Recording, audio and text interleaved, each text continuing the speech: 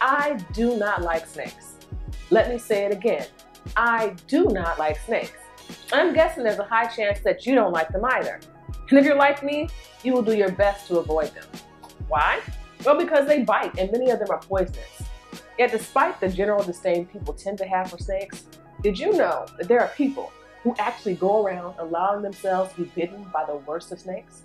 Well, stay tuned, because today I'm going to talk about the problem with venom. So what's the big deal with snakes? Well, they are small in size, but they are deadly because many contain poisonous venom. And their venom is no joke. Their venom has the power to shut down the body completely. And it does this by slowly causing certain systems and organs in your body to slow down. Let's take your lungs, for example. A snake's venom will cause your lungs to slowly become inactive until they are paralyzed and you can no longer breathe. So it goes without saying that if a snake's venom has the power to shut down your organs, it has the power to kill you. So naturally, everybody, including the snake lovers, should do their best to avoid being bitten by snakes. Now, what's interesting is that the Bible in Revelation 20, verse 2, refers to the devil as the ancient serpent or snake. And it's a fitting description because, like a snake, the devil seeks to inject us with his venom so that we will die a spiritual death. But here's the problem.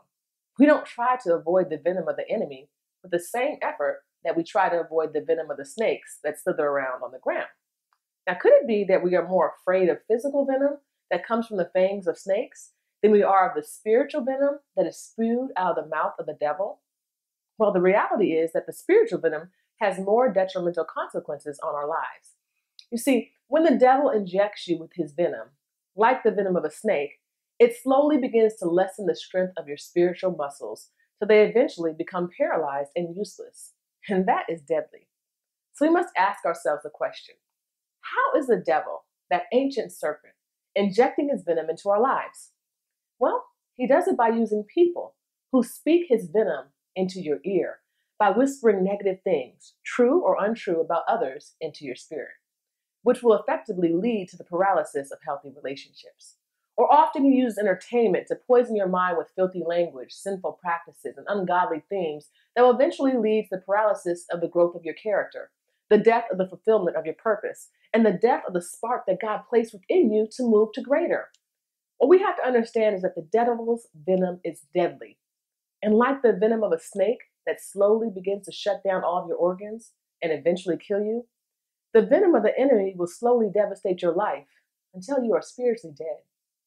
So what you got to do is start to identify the areas of your life in which you're allowing yourself to be bitten and injected with his venom. Examine the conversations you have with your coworkers, your friends, and your loved ones. Start to think about the music you listen to, the TV you watch, or the books you read. Take the time to identify where your negative thought processes come from and determine to stop letting the devil bite you. But here's something amazing I need to share with you. If you, like I, have discovered that there have been times in which you have allowed yourself to be bitten by the enemy, don't fret, because all has not been lost. There is an anti-venom named Jesus Christ, and he has the power to go into your mind and not only stop, but reverse the effects of the poison the enemy has injected into your life. All you have to do is accept him. So my challenge for you today is to accept the power of Jesus Christ in your life and to start cutting the things out of your life that are putting you in a position to fall prey to the enemy and his venom. Well, that's all I have for you today. But remember that you are an all-star and you can conquer anything with Christ. So if you like what you heard, why don't you give me a thumbs up and be sure to share and subscribe. God bless. Circumstances are not powerful enough to determine your outcomes, but your mind is, which is why I put together the 5 steps to change your mind so that you can change your life. It's a free downloadable PDF that contains the 5 keys to a healthy mindset.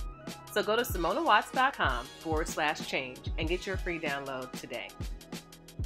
And while you're there, don't forget to check out my book.